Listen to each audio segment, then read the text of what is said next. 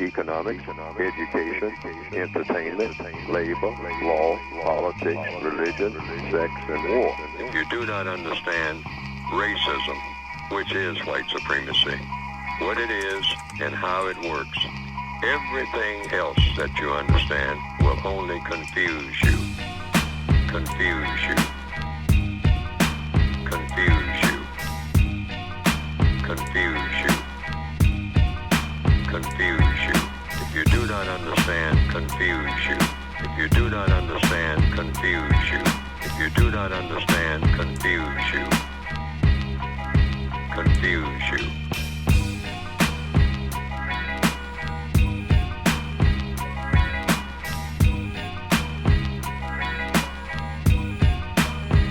My definition of white supremacy and racism, I use those two terms as synonyms. I use the same definition for both terms. That definition is as follows: a global system of people who classify themselves as white and are dedicated to abusing and or subjugating everyone in the known universe whom they classify as not white. Economics, education, entertainment, labor, law, politics, religion, sex, and war.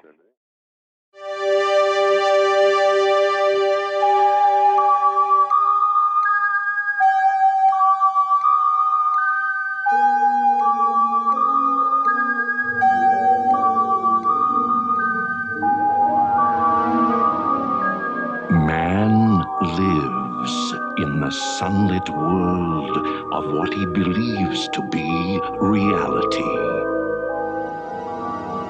But there is, unseen by most, an underworld, a place that is just as real, but not as brightly lit. A dark side.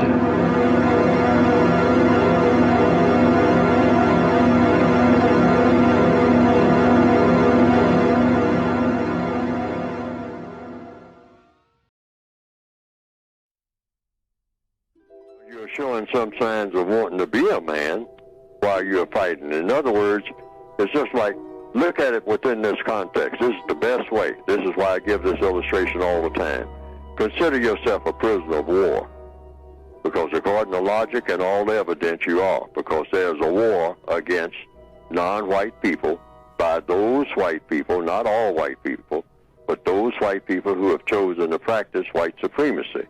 And so they have already captured the non-white people of this entire planet. All of the people who are classified as non-white, black, brown, red, yellow, tan, beige, etc.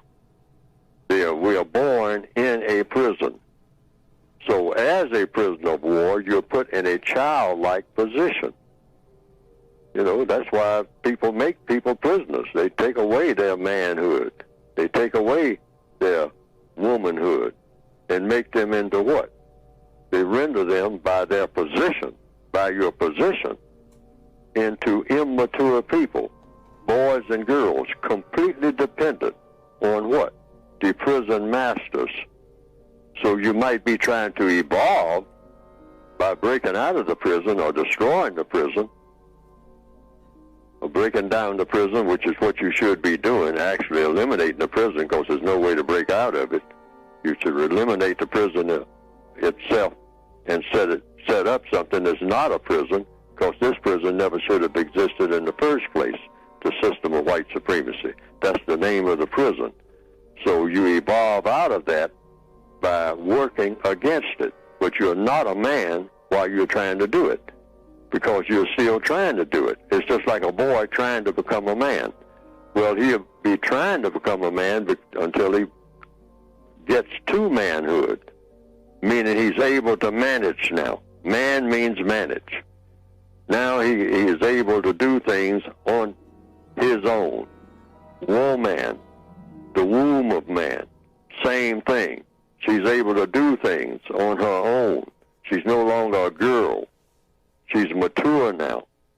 But the white supremacist system keep you in a state of immaturity, a state of childhood, as a prisoner of war.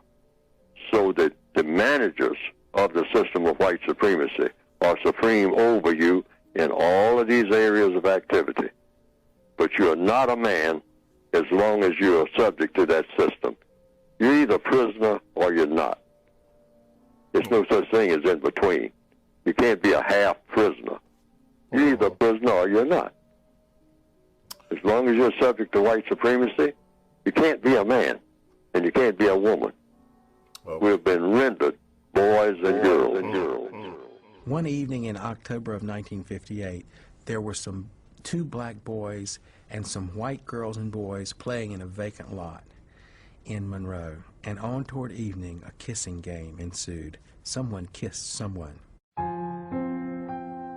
Well, nobody had seen it, but the girl just had made a casual remark to her mother that she had kissed Hanover.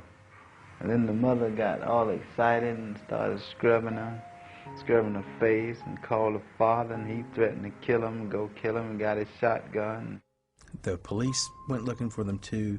They found the two little boys, arrested them, beat them, locked them in the basement of the jail for 6 days without being able to see their parents or talk to an attorney. Terrified them. It so happened that Halloween, it was October 28th, and then on Halloween the police officers put on sheets and came down into the basement of the jail where the children were being held, thinking it would be real funny to terrify them, because the children knew that the Klan was outside calling for their blood. And they had to teach these boys early that they just couldn't expect to cross the color line in sex. There were two separate hearings, one for the white families and one for the black boys. And then the local judge sentenced the boys to reform school for a period not to exceed their 21st birthday. Now, they were 8 and 10 years old. He turned into kind of a one-man press office for the kissing case, and he managed to get this out onto the front pages of newspapers all over the world.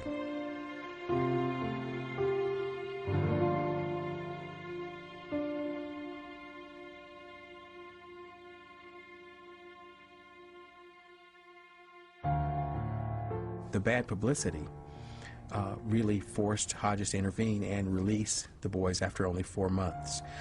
Hodges made a big show of how they had now been rehabilitated.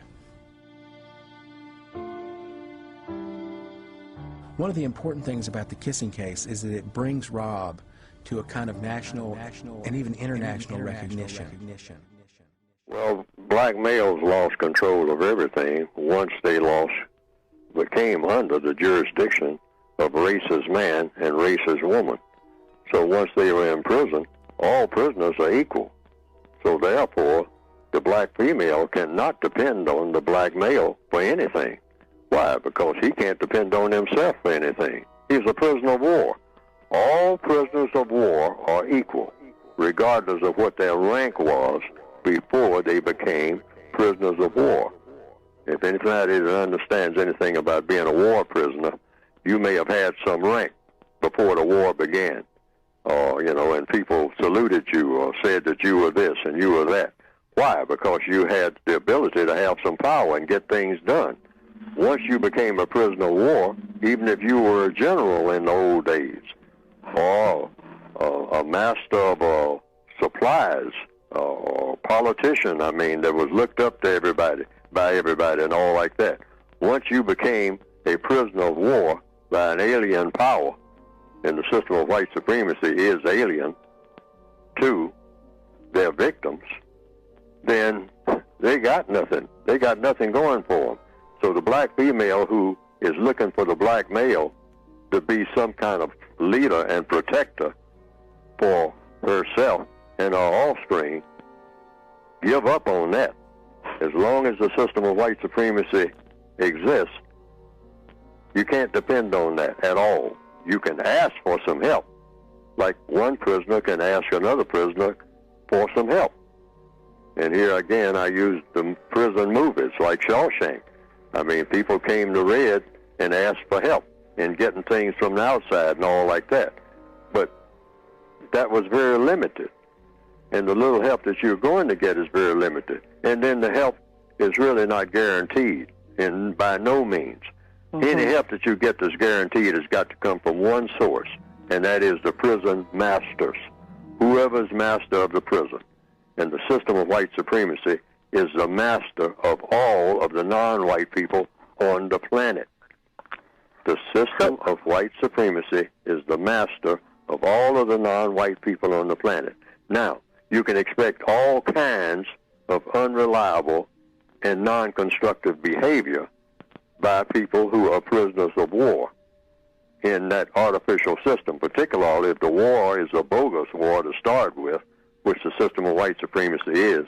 It never should have existed, and all of the prisoners are prisoners, all of the people in the prison are prisoners of a system that never should have existed in the first place. So therefore, what does that mean in practical terms? You can't expect anything to work the way that it should. So therefore, a non-white female cannot depend on a non-white male for anything, and shouldn't look to him for anything, I mean, with reliability. All prisoners of war are equal, regardless of what their rank was before they became prisoners of war. This is Monroe, North Carolina.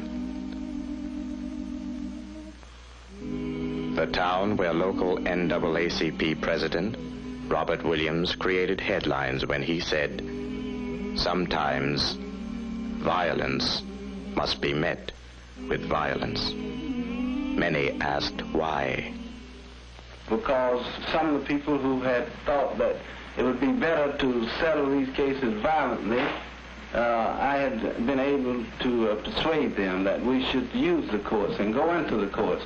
So this thing had boomeranged, and I was being held responsible for having brought these cases to court.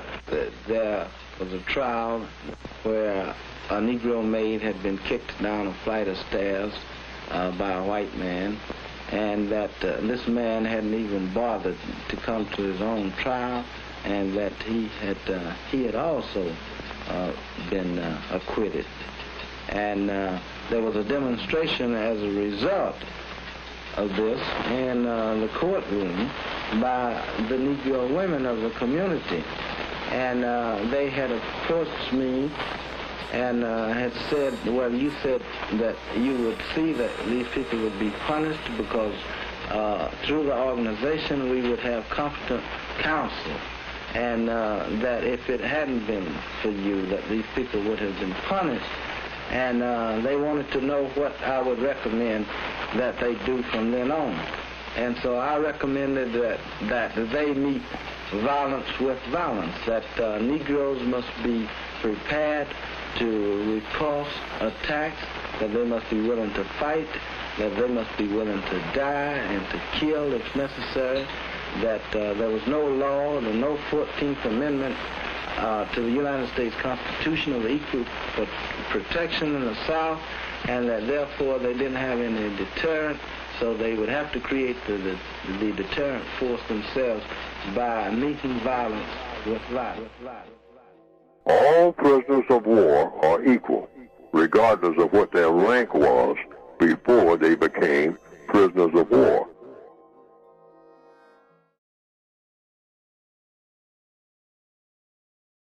Medgar Evers, same thing.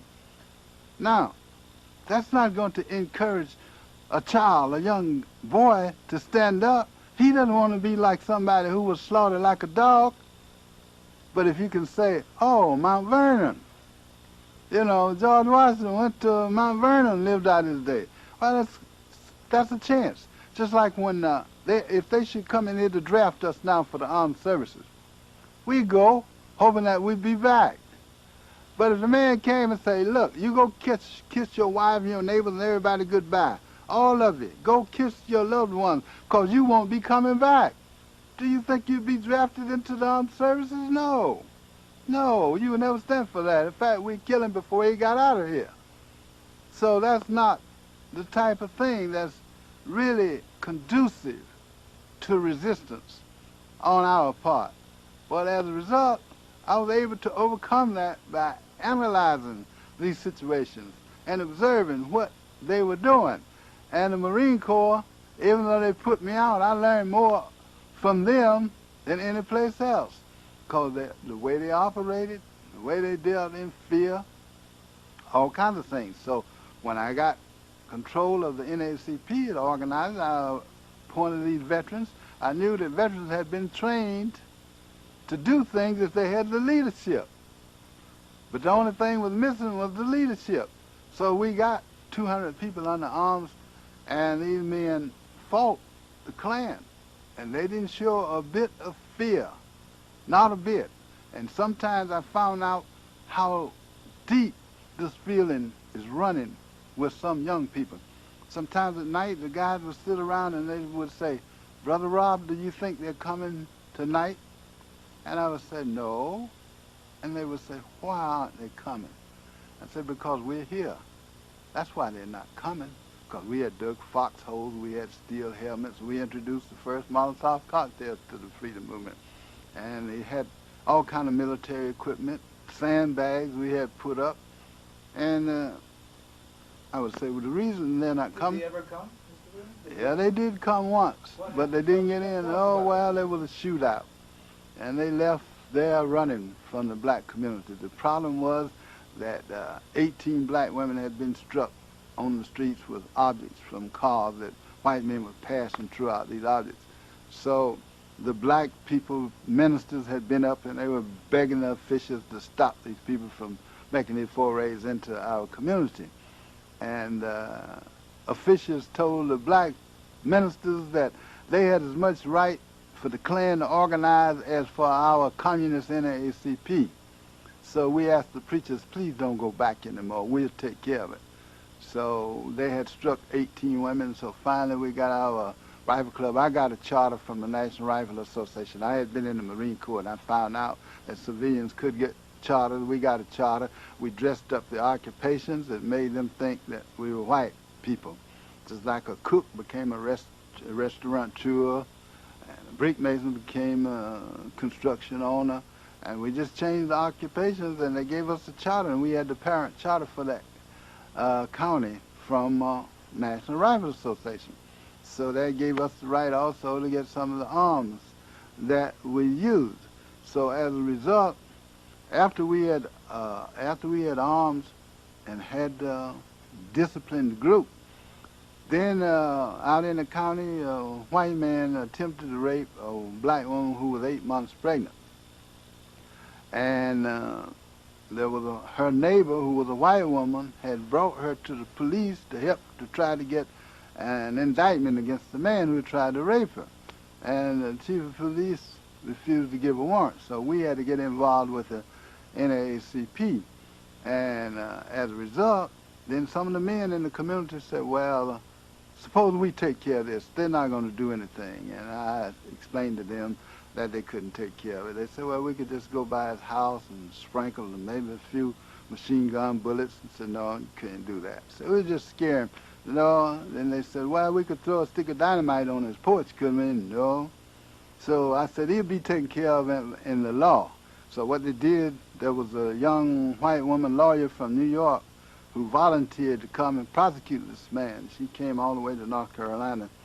And when they came up for trial, she never got a chance to say anything on the floor because they had brought this white man's wife and they set her down at his side in the court. And his attorney got up and said, Judge, Your Honor, this man's not guilty of any crime. He was just drinking and having a little fun. Now, you see this lovely creature? God's pure flower, God's greatest gift to man, this lovely flower, this lovely white woman, that these people are going to come in here and have you to believe that that man left God's greatest gift to him for this? Talking about the black woman. So that was all. The white woman lawyer volunteer didn't even get a chance to say a word in the court. Didn't even get a chance, and the judge dismissed. So then all the women in the courtroom, They had packed the courtroom. And they turned to me and they said, if it hadn't been for you, that man would have been punished.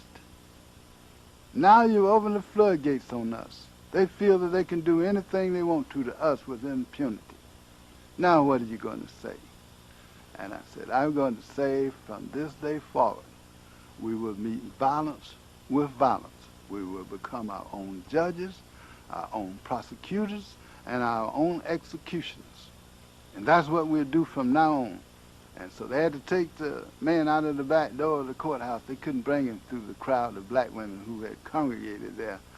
And it just happened the man was there from the United Press International, and he heard me say that.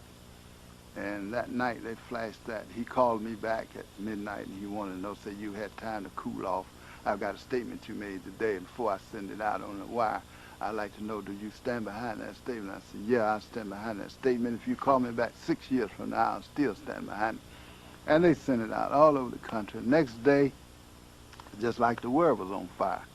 And people were calling from everywhere, all kinds of things. Roy Wickens got on the telephone, and he was calling me from the New York office of NAACP, and he says, Williams, you made a statement today, and that's a bad statement.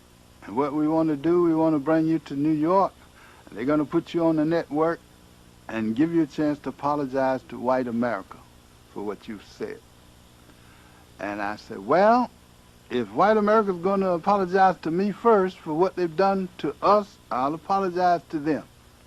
He said, no, you have to apologize because they're associating you with the NAACP. I said, well, when I was having all that problem, you didn't feel that we were inseparable? And he said, no, you got to go. I said, no, not unless they apologize. You tell them if they apologize to me. Finally, they told my lawyer, who was Conrad Lynn, over in New York, had an office in New York. They called him. He was a volunteer lawyer. And they told Conrad, said, Conrad, we want you to call Williams and tell him that if he will get up and apologize to white America, we'll make him the biggest Negro leader in the United States. And I asked Conrad, said, what did you say? What do you want to say about that? I said, you tell him. I said, go to hell. And he said, oh, I've already told him that because I knew that's what you were going to say. But that's the way it started to, and then the press started to scream across the country, and the media, mass media, that I had even advocated the indiscriminate slaughter of white babies in their cradle. So this all ties in of why you've not heard about Monroe, because there was a conspiracy out there to keep this quiet and not to let people know that it was effective. Now, it was picked up overseas. They picked it up in Cuba, they picked it up in China, they picked it up in Africa, and this is how I got to be known in places like China and Cuba, because this was picked up. And those people didn't believe in turning the other cheek. So to them, at last, they saw the possibility of some manhood developing among the black struggle in the United States. But they have done a lot of things to keep it quiet, to keep it out of the history.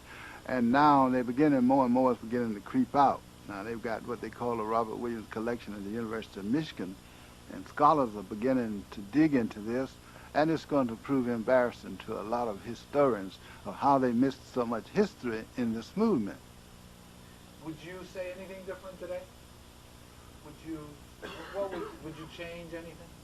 No, I wouldn't change. You see, part of the problem I'm looking at now, we've got all of this ghetto problem, and violence, and drugs. Now, we never used drugs. We thought that's what show people used, the musicians. We felt high on just resisting, of standing for what was right. And that gave us our high, and we felt great about that. And the situation of violence. They brought all kinds of money into the South, new station wagons, buildings, to establish nonviolent workshops, to convert black people to nonviolence. But today we've got more violence than we've ever had, and I don't know of any workshop nonviolent workshops because the violence is ingrown. It's being unleashed against ourselves. So nobody cares about that kind of violence. It's only a great moral issue when other races are involved and it may be on the receiving end. So the problem is we had, in our community, we had some turf problems. The young guys, teenagers from one side of town didn't allow the guys, the young teenagers from my side of town. And they had these fights going on all the time. And the problem was, I found out they didn't have any direction. And after we got them involved in civil rights, we started picketing the swimming pool. Swimming pool had been constructed by the federal government, but they barred blacks from it with federal money. We started that. We started all kinds of demonstrations. And pretty soon these groups came together. And when they got direction, they stopped fighting each other and they turned their wrath toward the power structure. And this is why even at this time, they don't want the youth to have any kind of direction that may be positive. And they talk about turning the other cheek and what happened back then. But the youth need to know about the situation now. And they're not about to turn the other cheek, so that we don't even need to mention that. But this is why these things have been camouflaged, they've been omitted, they've attempted to rewrite history. But eventually this will come out, and it's nothing like people have been taught. In your experience, what made a person, a man or a woman, what made them step out from the crowd and say, I won't take this anymore? Is it a special kind of individual? What does it take? No, it's primarily leadership. Primarily leadership. I remember I was in a church meeting. They had what they call a civic league. And there was a preacher there, we call him an Uncle Tom. And he was always selling out to the money interest. And at that time, that was a dry county, and they were trying to bring in alcohol. And alcohol companies had paid him to push for a vote. Nobody dared to challenge the man because he was a strong preacher. And so in this church meeting, he was saying that somebody spread the rumors that I've taken some money from the beer company. And he said, but nobody will get up and tell you that, will dare to tell. Well, I hadn't thought anything about it, but then it just struck me because I had been working in the lawyer's office when the company brought the money. And it just struck me then, even though I was alone. And I got up and I said, yes, Reverend Johnson, I was there when they brought the money. Yeah, I'll say that, yeah, you took some money from the beer. And he told me to get out of the church. He said, get out, leave. So he put me out of the church. But as I was walking out one door, I looked on the other side, and there was a young doctor, young Catholic doctor, black guy. He was coming out too. So he got out and walked when I did, and then 2 or 3 other people. Then the next day, the deacons of the church came, and they said, Williams, we want you to tell us the truth. Is that the truth? I said, yeah. They said, that's all we want to know. Next meeting, they said, told the preacher, said, step down. And then more and more people started coming like that. But it's a matter that somebody must show some determination and must show some guts. You see, nobody wants to be the first one. Then they're looking to see what will happen to you. And this is why they've always in the South made an example out of the black who will stand up. Because if they make an example out of him, they can keep the status quo. But if he escapes, oh no, it looks bad for them, their way of life. Now the reason in the book that I had put out called Negroes with Guns, we were having a demonstration at a swimming pool. And a crowd, I guess 3,000 or 4,000 whites trying to take us. It was just, I was bringing 3 high school students to a swimming pool. Others were already demonstrating. They wrecked my car on the highway in the intersection, and the 2 policemen standing there, and they looked out and wrecked the car. But they didn't know we were armed. So then the crowd started to close in. They said, kill the niggas, burn the niggas, pour gasoline on the niggas. And they were screaming and hollering, so I got out of the car, and I had an Italian carbine. And I also had carried a German Luger and an Army 45. And I told the guys in the back to take it, but not to shoot until they saw me shoot. Don't shoot unless I shoot. If I shoot, you kill as many as you can because they're going to get us. So they took the gun, but I told the guy to pass me my carbine as I got out of the car. And when he passed me the carbine, I didn't know he had put one in the chamber, so he put one in the chamber when he was passing it to me, so I'd be ready. And I went to put one in there, and this bullet about this long fell out on the ground, and the white people started looking at me, and they're looking at the bullet, and they're looking at the rifle. And they stopped. They had come up near the car. Then the policeman ran. He ran down, and he was about 50 feet away. Two policemen, one ran to the front and said, surrender your arms. And I said, this is a mob. We're not surrendering to a mob. If you want my rifle, you come by my house, I'll let you have it, but not here. And then the other one ran around to the side of the car and started to pull his gun out of the holster and shoot me in the back. And this young high school boy had this 45, and he put it in his face, and his hand was trembling. He said, if you don't put that gun back in your holster, I'll blow your brains out. So the policeman had to put the gun back. He started backing away. He could see death, because that boy would have shot him for sure. And he started backing away, and he fell in the ditch. And when he fell in the ditch, there was an old man, very old white man. I guess he was drinking and drunk. And he started crying. I mean, he was just crying like a baby. And he said, oh, what is this goddamn country coming to? The niggas got guns and the police can't even arrest them. Now, it took me a long time to understand his feelings. Now I realize why he was crying. Because the gun had been the thing that had always kept them on top, and the police power. And he could see that slipping away. And his way of life was going. And this is why he was crying. And this is why I named the book Negroes with Guns, because it meant when they got guns the same as everybody else, they'd be treated the same way. And it would be to the advantage of the general public to maintain peaceful relations. So now that doesn't mean guns for the sake of guns. It doesn't mean violence. But it means a controlled situation, well-disciplined and well-led. But what we've got now is anarchy. A lot of people with guns shooting everybody and all kinds of things and robbing and doing everything else. But that won't pay off. There's no dividend in that. Good. We'll stop right here. Would you like some water?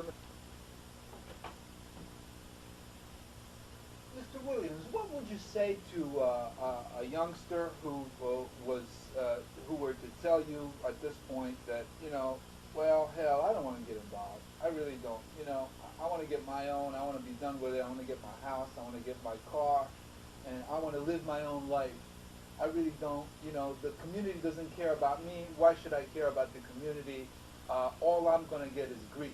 I mean, look at Williams. He did all this stuff and he got nothing for it. What would you say to him? Oh, I got a great deal for it. I've had a good time, and I've enjoyed life. One main thing is they asked me, how could you travel around the world? You didn't have a passport. I said I had an FBI wanted poster, and that gave me entrance to a lot of places that other people couldn't go. So as a result of that, yeah, I really enjoy life. I live now in the middle of the Manistee National Forest. I go places freely, and every 2 or 3 years, my wife and I are invited to China. We're treated as heads of state. So I don't know how much better I could do. And they use economic pressure, all kinds of things. But I got to be well known. I've been given all kinds of opportunities, just like they didn't tell the people in the black community, but they invited me to Washington and asked me to help them to normalize relations with China. And they gave me a Ford Foundation grant to the University of Michigan so that they would know about China and I could help them improve relations. So you don't really lose. I would say be honest with themselves, to others, to be sincere, to devote themselves to truth, and to justice, and most of all, to have some discipline. They got to have a discipline in life and never be afraid. But I would also ask them a question. How could a fish say that he doesn't want to get involved in the water in the pond? Because the fish is a part of the pond. He's there. If the water's gone, he's gone. And as little as they know it, if this society's gone, they're gone. And this is one thing, too, that I don't understand about white people in this country, especially rich white people. I don't know why they can't have enough understanding to know if we are destroyed, so will the nation be destroyed. So will they be destroyed. That they can't enjoy what they've got if we're being destroyed. And I don't know why they can't see that their destiny is tied to ours. Now, it looks like there's some distance, that they've got some insulation. But I can assure them, they don't have any insulation. I've been in countries where I've seen authority break down. They don't know what that looks like. That's a horrible face. And we are not far from that now in this country. We're not far. We're looking at other countries, and attention is being diverted way to other countries, but we're not far away. And it's important for the youth to understand that no matter how distant these people may look who are committing crimes, who are addicted to drugs, who are in the criminal element, no matter how distant they may look today, they're going to find that they're going to get closer and closer. And this is also the world of the rich man is going to get smaller. The more crime that you got out there, the more drugs that you got out there, the smaller the world is going to get for people who would like to be productive, who would like to live in peace. So there's no such thing of peace without justice. And the young person now must work for justice and for a new world. And without that, we all are lost. You're either a prisoner or you're not. There's no such thing as in between. You can't be a half prisoner. You're either a prisoner or you're not. As long as you're subject to white supremacy, you can't be a man and you can't be a woman. We've been rendered boys and girls. Today it's time to stop singing and start swinging. We're coming to get our check. You are now listening to P.A.R. That's People Activity Radio. And I'm your host, John G. Horse. Welcome.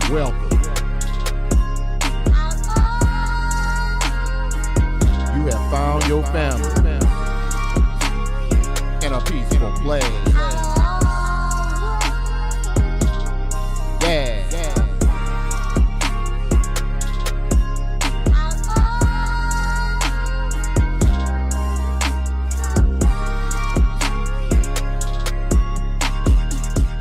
P.A.R. is a family-friendly information distribution program seeking to inform non-white people, in particular, black classifieds, and assisting in counter-racist codification.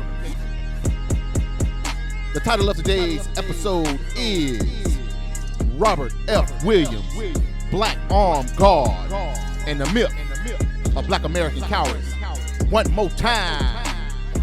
The title of today's episode is Robert F. Williams, Black Armed Guard, and the Myth of Black American Cowardice. Let's get it in. Talk to him, Ron.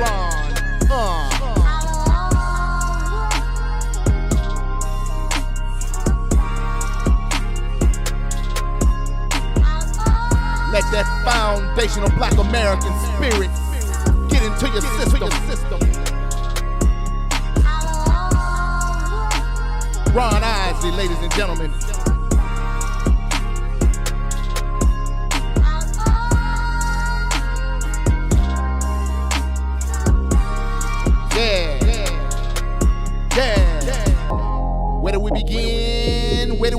is always the question. And I am your gracious and humble host, John G. Horse. Welcome, you have found your family in a peaceful place. Hold on, family. This happens every show. One more time.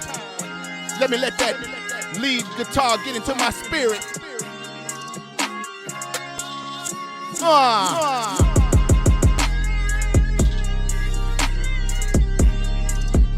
We always gonna come back to you, family. Yes, indeed. Yes, indeed. We will always come back to you.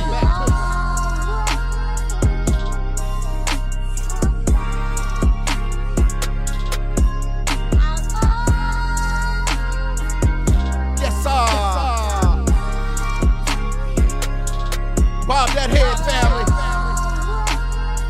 Let it get into you. You understand me?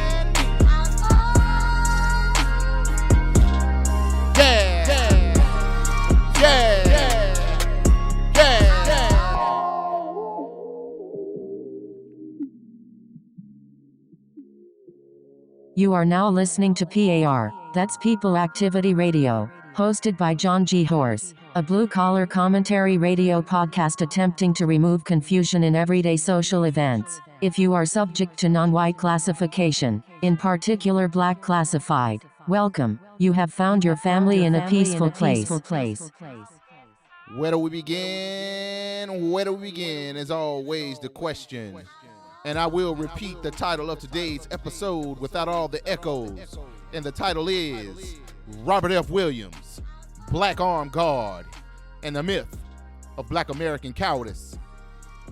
Yes, indeed. Yes, indeed. You know, here on People Activity Radio, we pay homage, we respect, we honor those ancestors that came before us that showed an uncompromising ability to meet insurmountable odds with insurmountable courage and honor. And it is John G's honor in the tradition of North Carolina freedom fighters to illuminate the grand ancestor, Robert F. Williams. Let me tell you something. This is close, near, and dear to my heart. You understand me?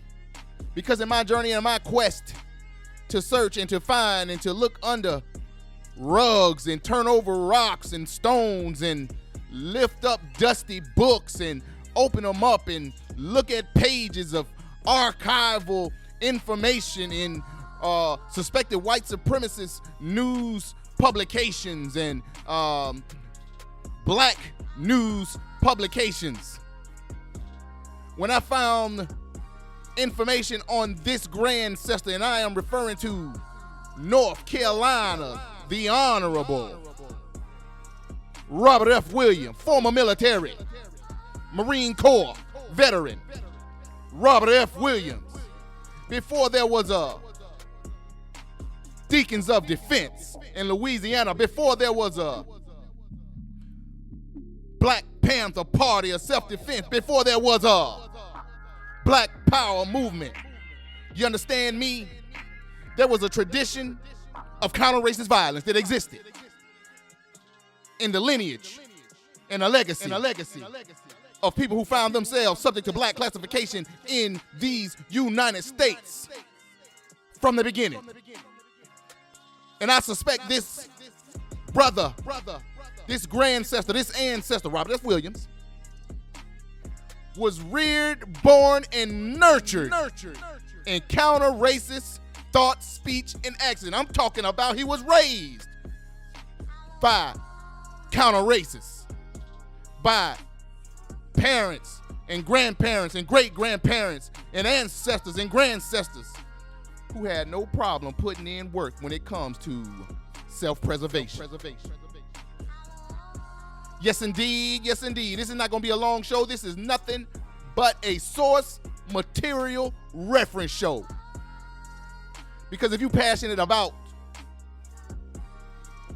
figuring out how to replace the prison system of anti-blackness that we know as global systematic racism, white supremacy, and replace it with a system of justice immediately, today, ASAP, as soon as possible. If you don't know what ASAP means.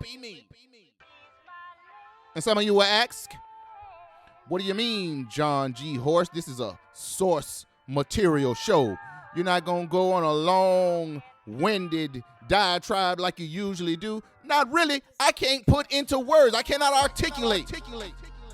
I cannot remember without looking at my notes or without referring to an article here, an article there of the intestinal fortitude that Robert F. Williams and his lovely wife, Mrs. Williams, and his neighbors in Monroe, North Carolina.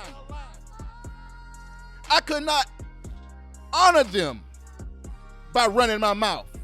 All I could do is direct you to the source material, because there's many sources that you can refer to gather archival information on the life journey of counter-racist thought, speech, and action of military veteran NAACP president, then kicked out the NAACP, then founder of the North Carolina Black Guard. You understand me? Robert F. Williams. Hold on, family. I'm disrespecting him. The Honorable Robert F. Williams, author of Negroes with Guns. I'm going to say that one more time. The title of his literature that he wrote for you. Author of the book Negroes with Guns. Let me tell you a little something about Robert F. Williams. That book that he wrote while he was in exile, you understand me? You know what? Hold on.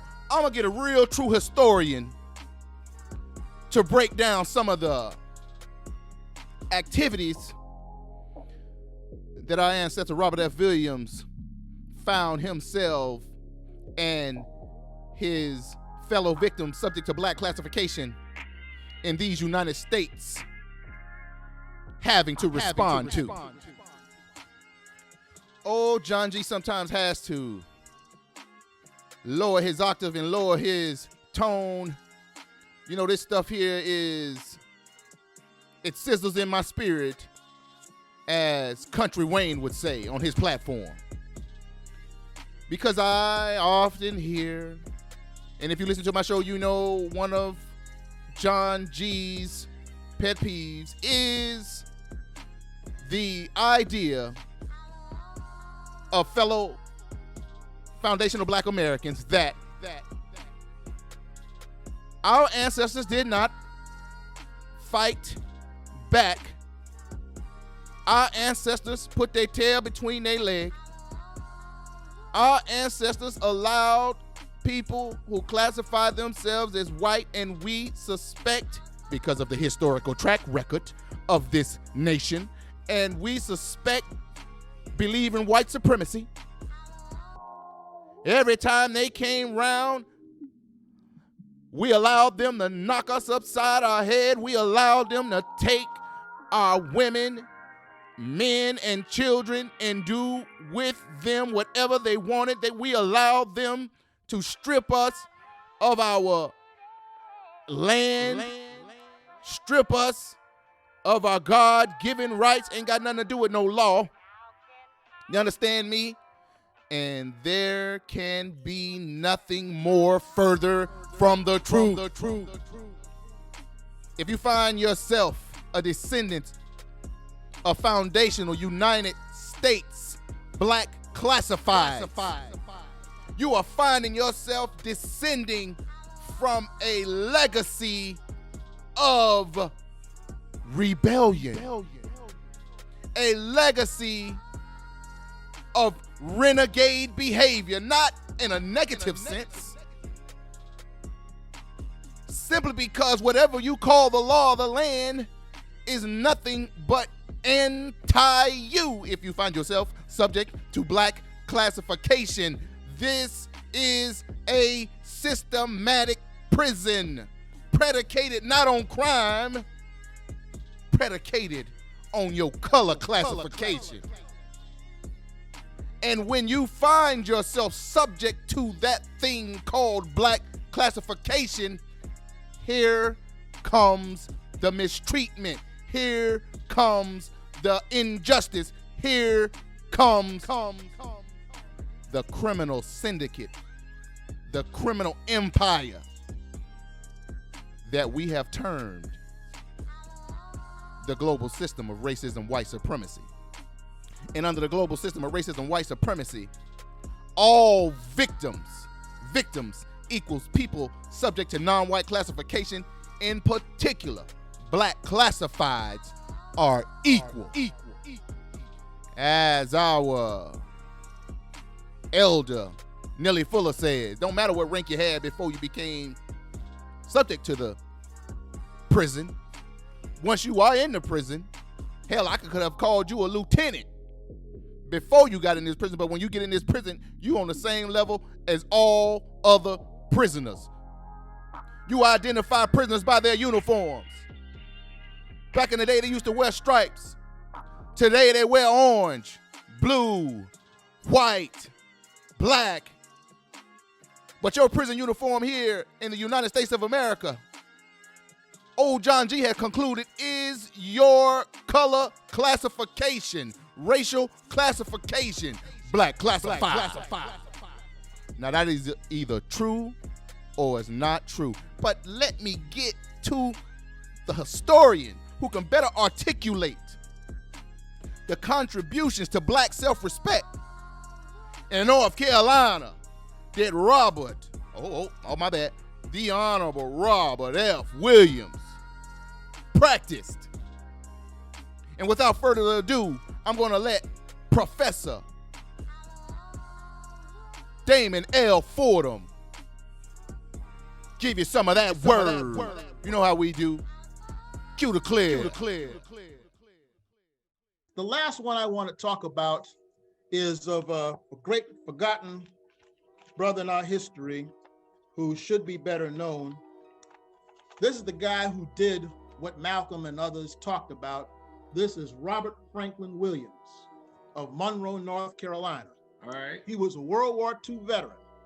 And when he came back to Monroe, Monroe was run largely by this police chief who was the father of the segregationist North Carolina politician Jesse Helms. Robert F. Williams found and operated what they call the Black Guard of Monroe, North Carolina, which is it's a rural community about 50 or so miles south of Charlotte. And he had all these armed brothers who armed their community against the Ku Klux Klan. And there's a famous incident where Robert Williams and his men cornered the Klan in the alley one night when they were out to harass African Americans. And he said, "Where the hell y'all going?" And the Klan was like shaking. They were like, "Nowhere, sir. We aren't doing anything." So they pulled out. And so his men, as you see them all armed here, they pulled out their guns and said, "Get the hell on out of here." And they did. But on one occasion when there was a race riot in Monroe, North Carolina in 1961, a white couple was driving through the neighborhood and the African Americans were going to attack them, but he helped them, saved them to get out of the community, and they charged him with kidnapping. So he fled first to Canada, then to Cuba, and then to China during the 60s, you see? And out of Cuba, he broadcast a radio show called Radio Free Dixie. So in 1969, they made a deal with him to drop the charges if he was to come back from China and so forth. And he came back in 1969. But while he was in exile, he wrote this book called Negroes with Guns that told his story and told his manifesto. So in Oakland, California, at Merritt College, 1966, these two students at Merritt College, you might have heard of them, Huey P. Newton and Bobby George Seal, read this book, and thus the Black Panther movement, and now you know the rest of that story. Woo. Everybody, I'm telling you, this is what we do on Strong Inspirations. No one can twist this into saying that I'm encouraging African Americans to go out and shoot people or anything crazy like that. Let me make that clear. That's not what this is about. What this is about is to show that African Americans, like anybody else, when it came down to it, they did what they had to do to defend themselves and protect themselves when attacked. All prisoners of war are equal, regardless of what their rank was before they became prisoners of war. And there you have it. In the tradition of Henry Highland Garnett and the Henry Highland Garnett Guard of Harrisburg, a private black militia which served as security and counter-racist protection from white terror domination and or the prison of racism, white supremacy by way of black classification in the 1800s. In the tradition of the Honorable Henry Highland Garnett, our ancestor, our grandcestor of Monroe, North Carolina, military veteran, Marine Corps veteran, NAACP president, kicked out of the NAACP, then formed the Black Armed Guard by way of the National Rifle Association, by which he applied for his application and registration by pretending to be white. Now hold on, family. Because he came to the conclusion that he was under a system of racism and white supremacy, and if he registered in the NRA, the National Rifle Association, with his true credentials, that he would not qualify because he is subject to black classification, and black classification is a prison which mistreats and strips you of so-called inalienable rights in the nation that we call the United States of America. Now that's either true or it's not true. An armed black militia in the 1960s in Monroe, North Carolina, Klan country, in a rural town which had about 12,000 white citizens, 7,500 suspected to be members of the Ku Klux Klan. Now, do your own research. See, this is why I give you source material. This brother served and was drafted in World War II. He comes back and joins the domestic war against domestic terror, against white terror domination. And he tries to allow the court systems and local government to produce justice, but he came to a quick and easy logical conclusion: there is no justice produced in the system of racism, white supremacy. So he came to the conclusion that in order to get justice, you have to be the judge and the jury on site if you're subject to black classification, because once the cavalry and or the local police department comes, they're going to save white people or white criminality from prosecution. They can commit terror and crime with impunity, day in, day out. Not on the watch of Robert F. Williams. Again, inspired the creation of the Black Panther Party and all other black self-defense institutions that follow. Robert F. Williams, family, I would suggest that you open up a book, you go into your Googles, you go onto the internet, search his name up and see all of the feats, insurmountable odds that this man had facing him as he practiced counter-racist thought, speech, action, and counter-racist violence. Oh yeah. You better research it before a movie come out about him, because by the time Hollywood get a hold of him, he ain't gonna be nothing. It's not gonna represent what he truly was. You know how Hollywood does. Now, this is either true or it's not true. We come from a long legacy of counter-violence. We come from a long legacy of anti-white supremacy. The only group that you can find on a consistent basis, and I will say this on every show that I can squeeze this in, I crowbarred in. You are far removed.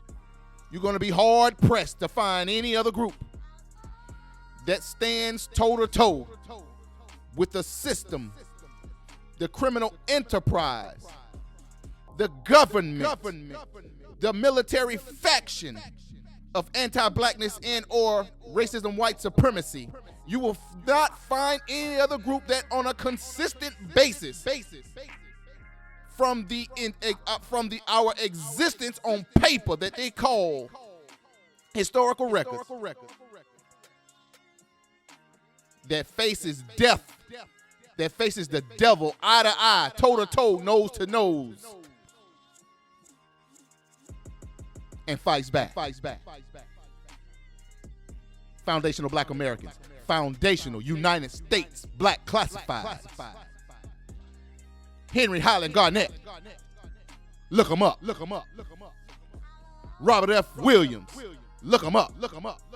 Fannie Lou Hamer, look her up. This is a source material show, and I hope I have contributed to less confusion. And always remember, keep learning and stay codified. You are now listening to P.A.R. That's People Activity Radio, hosted by John G. Horse, a blue-collar commentary radio podcast attempting to remove confusion in everyday social events. If you are subject to non-white classification, in particular black classified, welcome. You have found your family in a peaceful place. Economics, education, entertainment, labor, law, politics, religion, sex, and war. If you do not understand racism, which is white supremacy, what it is and how it works, everything else that you understand will only confuse you. Confuse you. Confuse you. Confuse you. Confuse you. If you do not understand, confuse you. If you do not understand, confuse you. If you do not understand, confuse you. Confuse you.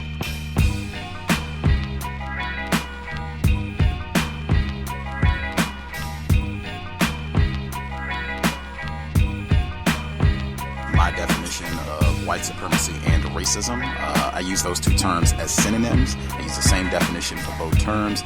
That definition is as follows: a global system of people who classify themselves as white and are dedicated to abusing and or subjugating everyone in the known universe whom they classify as not white. Economics, education, entertainment, labor, law, politics, religion, sex, and war.